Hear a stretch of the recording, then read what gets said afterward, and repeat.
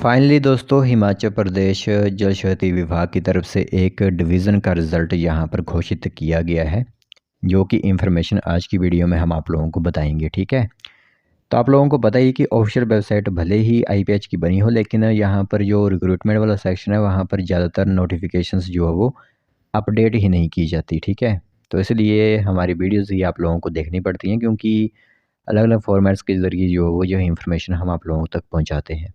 क्योंकि आप लोगों को बताइए कि सबसे पहले तो वैकेंसी की नोटिफिकेशन आती है, फिर आप लोगों की इंटरव्यूज़ के लिए आप लोगों को बुलाया जाता है, वह एक नोटिफिकेशन होती है, और फिर रिज़ल्ट से रिगार्डिंग एक नोटिफिकेशन होती है।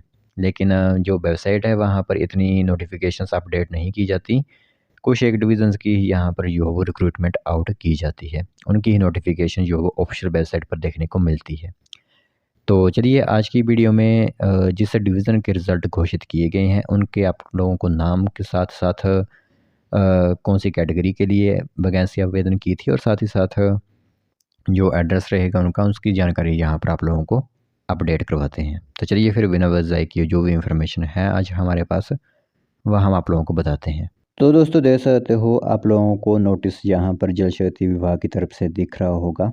तो यहाँ पर जो रिज़ल्ट आप लोगों के होते हैं वो फाइनली आउट कर दिए गए हैं तीनों कैटेगरीज़ के, यानी कि multipurpose worker, para fitter, para pump operator की जो आप लोगों की कैटेगरीज़ होती हैं उस हिसाब से आप लोगों के यहाँ पर रिज़ल्ट घोषित कर दिए गए हैं। ठीक है, तो आप लोगों को पता ही है कि एक स्क्रूटनी पैनल बनाया होता है और उनके ज़रिए जो भी कैंडिडेट यहाँ पर सिलेक्ट किए जाते हैं वही जो है वो यहाँ पर रखे जाते हैं, उन्हीं के यहाँ पर नाम जो है सामने आते हैं।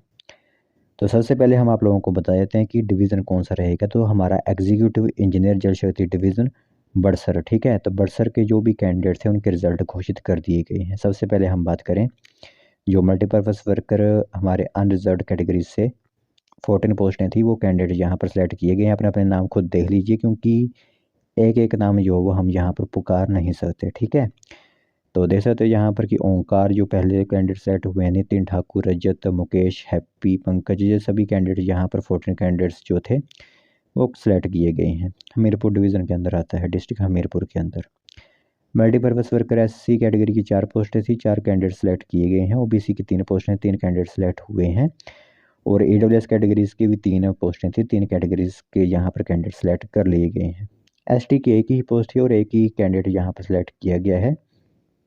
आगे अगर हम बात करेंगे आप लोगों के साथ पैराफिटर की, तो अनरिजर्व्ड की 3 पोस्टें, जिसमें अमित, जमन और मनीष शर्मा यहाँ पर सेलेक्ट हुए हैं।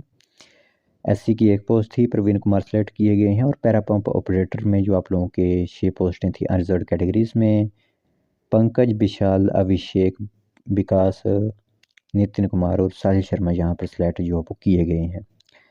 एससी कैटेगरी में पंप ऑपरेटर के अंकुश और मनीष सेलेक्ट हुए हैं। ओबीसी कैटेगरी में 1 पोस्ट से आदित्य कुमार सेलेक्ट किए गए हैं। और ईडब्ल्यूएस में आप लोगों के निशांत बनियाल सेलेक्ट हुए हैं। और जो एसटी कैटेगरी थी पैरा पंप ऑपरेटर, उसमें रोहित चौधरी यहाँ पर सेलेक्ट किए गए हैं। ठीक है, तो एग्जीक्यूटिव इंजीनियर जल शक्ति डिवीज़न बड़सर की तरफ से, जो कि हमीरपुर डिस्ट्रिक्ट के अंदर आता है, वहाँ की आप लोगों के रिजल्ट जो होते हैं वो फाइनली यहाँ पर आउट कर दिए गए हैं।